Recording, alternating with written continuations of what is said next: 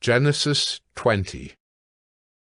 From there, Abraham journeyed toward the territory of the Negeb and lived between Kadesh and Shur. And he sojourned in Gerar. And Abraham said of Sarah, his wife, "She is my sister." And Abimelech, king of Gerar, sent and took Sarah. But God came to Abimelech in a dream by night and said to him, "Behold, you are a dead man because of the woman whom you have taken, for she is a man's wife." Now Abimelech had not approached her, so he said, "Lord, will you kill an innocent people? Did he not himself say to me, 'She is my sister'? And she herself said, 'He is my brother'? In the integrity of my heart and the innocence of my hands I have done this." Then God said to him in the dream, "Yes, I know that you have done this in the integrity of your heart, and it was I who kept you from sinning against me. Therefore, I did not let you touch her.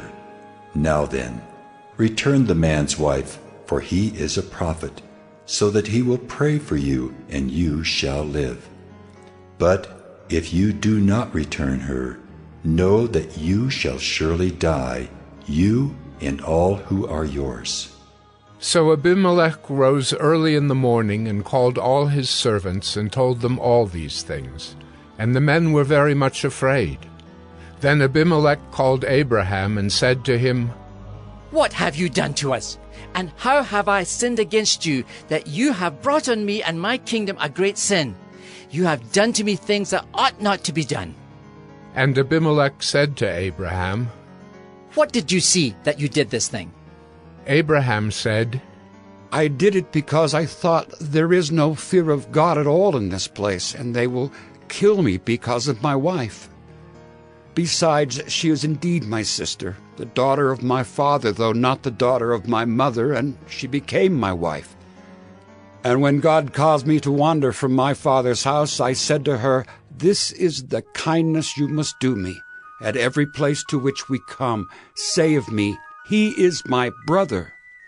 Then Abimelech took sheep and oxen and male servants and female servants and gave them to Abraham and returned Sarah his wife to him. And Abimelech said, "Behold, my land is before you. Dwell where it pleases you." To Sarah he said, "Behold, I have given your brother 1,000 pieces of silver. It is a sign of your innocence in the eyes of all who are with you, and before everyone you are vindicated." Then Abraham prayed to God, and God healed Abimelech, and also healed his wife and female slaves, so that they bore children. For the Lord had closed all the wombs of the house of Abimelech because of Sarah, Abraham's wife. Genesis 21. The Lord visited Sarah as he had said, and the Lord did to Sarah as he had promised. And Sarah conceived and bore Abraham a son in his old age at the time of which God had spoken to him. Abraham called the name of his son who was born to him, whom Sarah bore him, Isaac. And Abraham circumcised his son Isaac when he was 8 days old, as God had commanded him. Abraham was 100 years old when his son Isaac was born to him. And Sarah said, "God has made laughter for me. Everyone who hears will laugh over me." And she said, "Who would have said to Abraham that Sarah would nurse children? Yet I have borne him a son in his old age." And the child grew and was weaned. And Abraham made a great feast on the day that Isaac was weaned. But Sarah saw the son of Hagar the Egyptian, whom she had borne to Abraham, laughing. So she said to Abraham, "Cast out this slave woman with her son, for the son of this slave woman shall not be heir with my son Isaac." And the thing was very displeasing to Abraham on account of his son.